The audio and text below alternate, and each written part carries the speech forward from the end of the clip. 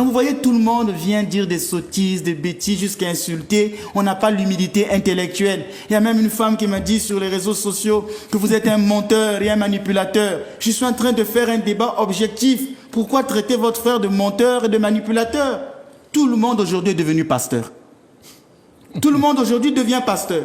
Mais demandez-leur les nombres des années qu'ils font pour étudier. La personne va faire 2-3 mois de jeûne. Il va recevoir une forme d'hystérie, d'effusion d'esprit sans parlant la langue, glossolalie, rabababa. Et après, demain, la Bible sous les aisselles. Je suis devenu pasteur, je peux conduire. Mais il faut donner l'honneur à chaque personne dans la société. Vous pensez que moi, je peux me faire opérer par quelqu'un qui a fait 3 mois de chirurgie? Vous pensez que moi, je veux aller voir un médecin qui prétend être médecin, qui n'a fait que 6 mois de médecine? Vous pensez que je vais donner mon corps à un tel médecin? Le médecin fait 7 ans d'études après le bac. Il faut donner les honneurs. Les prêtres catholiques font 7 ou 8 ans d'études après le bac pour être prêtre. Je préfère encore discuter avec un prêtre catholique qui comprendra ces choses. Je vous ai dit qu'après mon cursus, après mon baccalauréat, avant d'être ordonné prêtre, j'ai fait 18 ans d'études. Mais essayez quand même de donner confiance à des personnes qui ont eu le temps d'étudier. Pourquoi Dieu veut que l'étude fait partie des dons de Dieu, hein? C'est Dieu qui nous a donné l'intellect et le raisonnement. Il ne faut pas seulement dire que tout ce n'est qu'un problème de l'Esprit Saint. Et aujourd'hui, malheureusement, nos fidèles donnent leur corps, donnent le salut de leur âme à des personnes qui n'ont fait que 3 mois, 6 mois de vie de prière et qui demain deviennent pasteurs.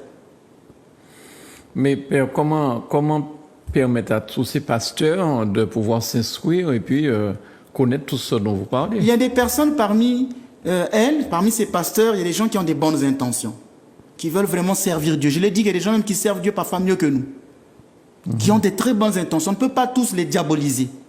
Mais le problème, les bonnes intentions ne suffisent pas. En matière de Bible, en matière de vie spirituelle, il faut être prudent parce qu'on peut conduire beaucoup de personnes en enfer. Et Dieu demandera à ses pasteurs toutes les paroles qu'ils ont eu à prononcer, tout ce qu'ils ont eu à dire. Parfois, il y a des enjeux qui sont là, les enjeux peut-être économiques. Un pasteur qui a 100, 200, 300 fidèles et qui chaque mois des dîmes a beaucoup d'argent, vous pensez qu'il aura encore le temps d'aller chercher à connaître la Bible? Parfois, l'argent aussi peut aveugler. L'argent peut aveugler. Il y a une trinité dans ces églises-là. Laissez-moi le dire, je vais scandaliser. La trinité dans ces églises, la plupart de ces églises, c'est au nom du Père et du Fils et du business. Donc, vous voyez que l'argent peut le faire l'aveugler. Ils ne vont pas venir sur le plateau parce que s'ils savent qu'ils viennent sur ce plateau, ils auront tellement honte quand je vais commencer à décortiquer les erreurs. Parce que jusqu'aujourd'hui, je n'ai pas encore élevé le niveau. Je suis en train de titiller, les pousser à venir.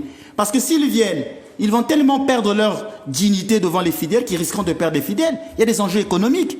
C'est pourquoi je leur demande d'être humbles. L'humilité. L'humilité, c'est de se dire, on ne connaît pas tout. C'est vrai que la Bible en elle-même ne suffit pas. Je veux m'inscrire dans un institut de théologie.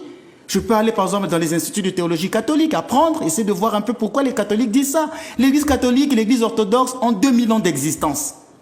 La plupart de ces églises sont fondées en 2020, 2015, 2010. Vous allez vous comparer à une église qui a 2000 ans d'existence, qui connaît beaucoup de choses il y a 2000 ans. Ce que vous dites aux fidèles, Marie n'est pas vierge. Nous l'avons su, nous l'avons étudié bien depuis très longtemps.